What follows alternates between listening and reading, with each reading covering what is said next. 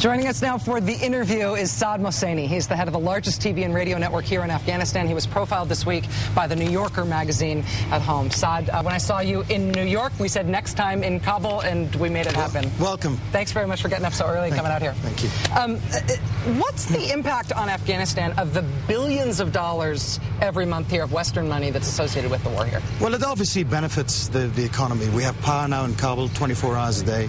We had no power in 2001. We have schools. We have 5 million kids going to schools. We have roads like we've never had before.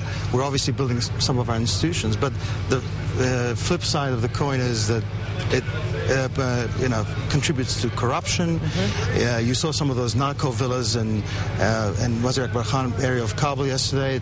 It's damaged also the way that people perceive the internationals as well as the elite in Afghanistan. The divide between the rich and the poor is such that's causing a lot of resentment now in Afghanistan. In terms of continued Western involvement, nobody exactly knows what's going to happen in terms of the length of the combat mission, but it's likely that at least a training mission, at least a large Western presence will persist for some time. Is there a way that Western governments, the American government in particular, can spend money in a way that is less corrupting, that builds more institutions, builds more civil society, rather than contributing to the sort of drug lords and bullies? Well, that's why they have to have a longer-term plan for Afghanistan. I mean, what is the vision for the U.S.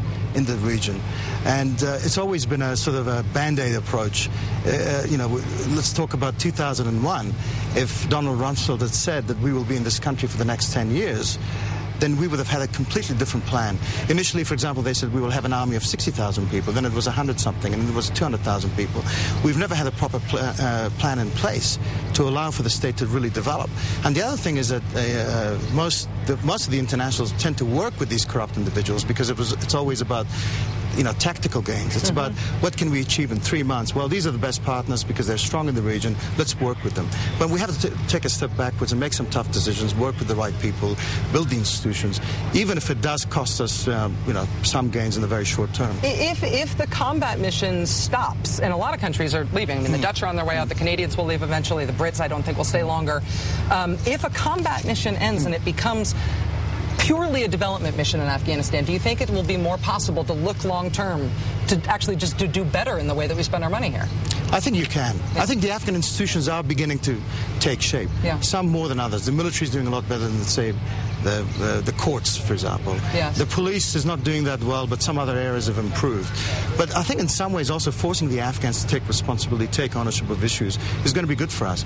We will have to deal with our problems. But the Americans need to stay on the side, of course, to assist us financially and otherwise. But I think the sooner we take more responsibility, the better for everyone.